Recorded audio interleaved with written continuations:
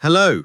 Listen, do you feel like, you're not making progress with your spoken English, like you're stuck? Well, today I'm going to help you. I'm going to give you 5 tips, right? 5 simple things you can do every day that will help improve your spoken English and help you get, well, unstuck. So you can do really well on the IELTS speaking test. Are you ready? Then come with me. Hello again. So, my name's Joan, and I am here to help you speak better English, give better answers, and get a higher score on the IELTS speaking test. So, maybe, right, you've taken the IELTS test several times, but you're stuck at the same level, maybe a band 6 or a 6.5. There may be several reasons for this, and today I'm going to look at the most common problem for being stuck, right? And actually, it's not that you need more technique, exam technique or tips. It's just that your overall level of spoken English is too low. So the English in your head might be great, but when you speak, it's just not the same. As a student once said to me, he said, when I've got ideas in English, the English in my head, it's like driving a Ferrari. It's great. But then when I speak, it's like a car crash, which is a great image, I think, for many, many students. So today I'm going to address that and help you improve your spoken English with these 5 tips. I'm going to look at the following: how to learn speaking, how to automate your vocabulary, how to increase fluency, how to gain confidence, and how to make sure you're choosing the right tools to help you, right? Okay, let's begin. So, first of all, how to learn speaking, or how to learn how to speak. The most important tip here, I think, is to learn speaking by listening. Unfortunately, many students around the world learn speaking with books, by looking at words, by reading and reading aloud. Why? Well, probably because their teachers told them, and the reason their teachers told them is because they learnt that at school too. And I think one reason is in the past there was no access to the native speaker voice, right? But the world has changed, and unfortunately education has not changed, but it needs to. Why is this important? Because the speaking and writing are 2 different systems, right? A bit of history to explain. I like history. We have been speaking, right, for over 10,000 years. We have only been writing for maybe 4 or 5,000 years, right? We began writing with the Egyptians and the Sumerians with their cuneiforms in about 3000 BC. Speaking came first. Writing was a way to capture what we say, and grammar is a way to capture what we speak, and it does a pretty good job, but it's not perfect.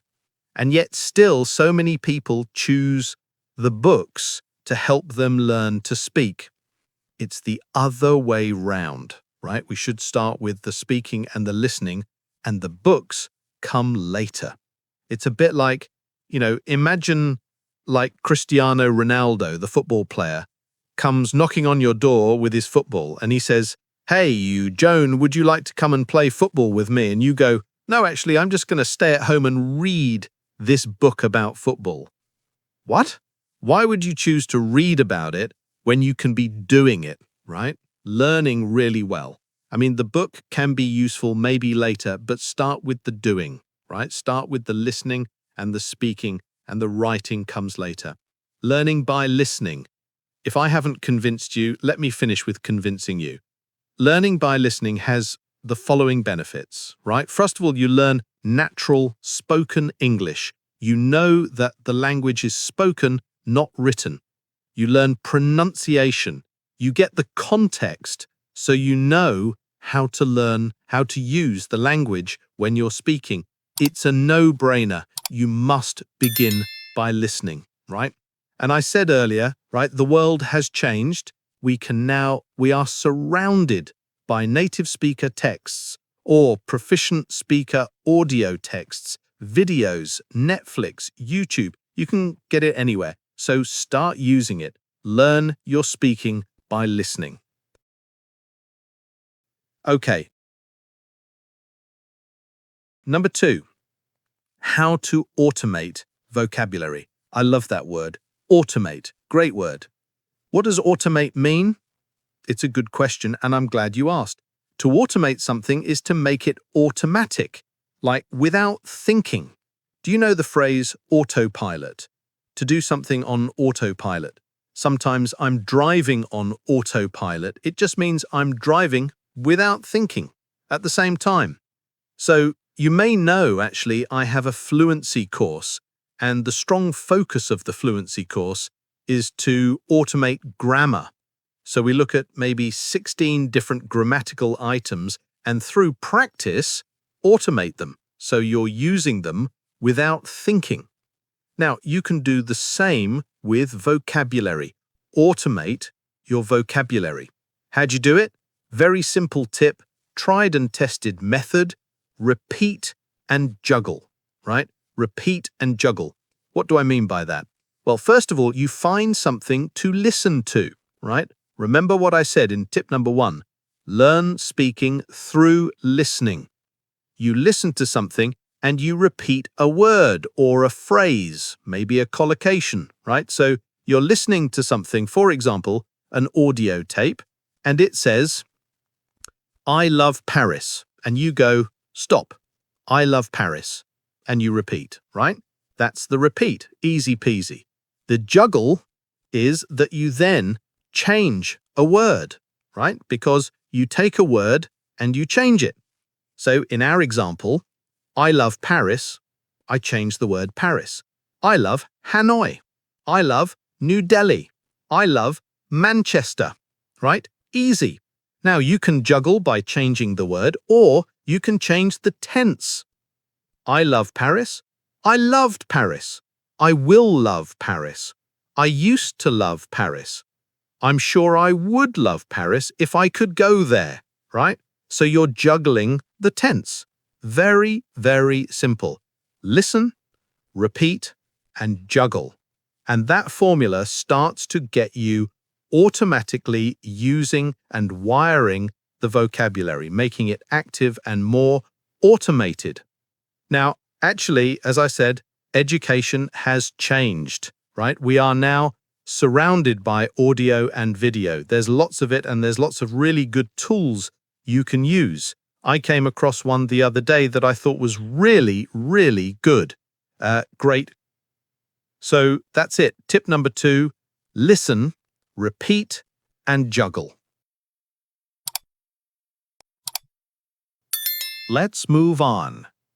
Right, number 3, how to increase your fluency when speaking. So the tip here is focus on chunks. So what are chunks, you ask?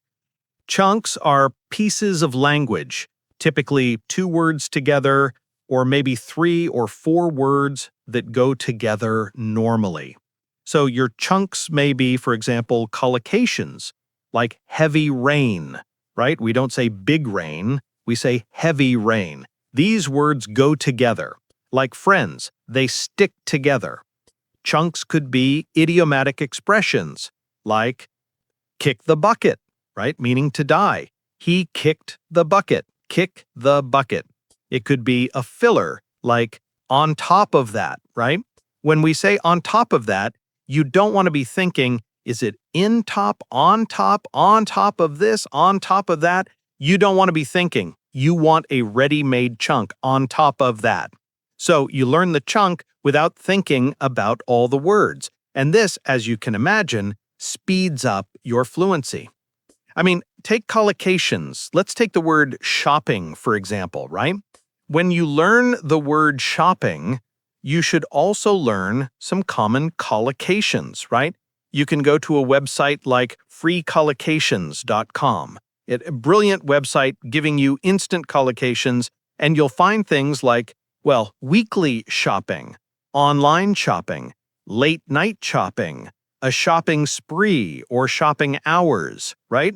These are chunks of language that if you learn them, you can use them much more flexibly. You don't have to think, right, somebody says, what did you do at the weekend? Oh, I did my shopping, for Monday to Saturday, the shopping for the week. Oh, you mean your weekly shopping? Yes, I did my weekly shopping. If you learn the collocation, it just helps you become much more fluent. It's very simple when you think about it, right? When you learn words, one word, you have to think about putting them together. When you learn chunks, you don't have to think about putting the words together. You just think about putting the chunks together. Imagine this, right? Imagine a builder building a house, and he's using bricks, and he puts the bricks one by one. He puts the bricks on top of each other. That's quite slow and takes time to build a house. But now imagine somebody has a new invention and gives him 4 or 5 bricks in a layer glued together, and all he has to do is put the layers of bricks on top of each other. It's much faster. And what's more, the house is going to be better because it'll be more accurately aligned. It's more accurate. And it's the same with language, right? Using these layers or chunks, more accurate, it's faster. It's faster. You become more fluent. So when you're learning vocabulary, think and learn and use chunks. Let's move on. Right. Tip number 4, right? How to gain confidence. Well, here, my tip for you is push your comfort zone. Your comfort zone is the area of doing things where you feel comfortable. So maybe you learn English by watching a film. You're comfortable. You read a book. You're comfortable. But then somebody says, well, listen, why don't you record your voice? Oh, no, I'm not very comfortable. No. Oh, why don't you get a speaking partner on Facebook? Oh, no, I'm not comfortable with that. Why don't you go join the classes down the road? Oh, no, I'm not comfortable with that. And so there's almost a fear, if you like, of breaking your comfort zone. But when you use English in the world, you are going to have to interact with other people, speak to strangers, be nervous, make mistakes, have other people sometimes laugh at your mistakes. It's going to happen. So get used to it. And believe it or not, when you do the IELTS speaking test, you do it with a real person. Yes, the examiners are real people, and you will have to get used to being nervous, get used to making mistakes in front of them, get used to those feelings of being uncomfortable. How do you get used to it? Push your comfort zone. Do these things that make you uncomfortable, right? And I think one of the best things you can do really is practice with other people. Yes, you can practice speaking on your own. That's great. But to take your confidence up to the next level, you should practice with other people. I'm a big fan of platforms like iTalk or Facebook for finding, speaking partners. But by doing that, you're going to be practicing with other people. Yes, you will feel uncomfortable, but the great news is you will get used to feeling uncomfortable. You'll get used to feeling nervous. You'll get used to making mistakes in front of other people. And then by pushing your comfort zone, you'll be in a much stronger position and have more confidence to face the IELTS and examiner on test day. So go out and push your comfort zone. Good. Talking of tools. Let's move on to the next tip number 5. It's all about tools, right? Tip number 5, all about choosing the right tools, right? My suggestion here, tip number 5, is immerse yourself in natural spoken English. It's all well and good, right? Having a course book, having a teacher, and practicing with English, which is for students. But it's really important you don't forget the real world and that you also engage and immerse yourself in natural spoken English, which is not for students, which is used by not normal people, by native speakers or proficient level speakers of English. Why is this important? Well, because teachers are great, right? But teachers in course books normally limit the language they expose you to. They speak slowly. They correct you. They're polite. They encourage you. It's kind of an artificial bubble where you can build up your confidence, and that's great. But also the real world is a bit different, right? People are not so polite. They may not correct you. They speak quickly. They expect you to understand. There is no mercy in the IELTS out speaking tests. You must answer straight away. So there's pressure, right? So I think having, of course, have the teacher, the course, and the book, that's great, but also make sure you're immersing yourself in spoken English. And this connects with a lot of things I said earlier, right? About listening, learning speaking by listening, about using different tools. So nowadays, there is so much opportunity, and I'm sure you know through videos and podcasts that you can find on the internet, on your television, or through your radio. If you still have a radio, call me old-fashioned if you will. But there's lots of opportunity to be listening and watching. I think it's great to be looking at news broadcasts, current affairs shows, chat shows, interviews with people. Great natural English. TED Talks can be great. Obviously, films are good. I mean, bear in mind, films are scripted. So that semi-natural, but still a great source to immerse yourself in English. And also, there's the tools that I mentioned earlier, right? Lovely. Let's move on. So, listen, those are my 5 tips to help you improve your speaking skills. So we've looked at how to learn speaking by listening, how to automate vocabulary, repeat and juggle, how to increase fluency with those chunks, how to gain confidence by pushing your comfort zone, and how to use the right tools and immerse yourself in English. Great.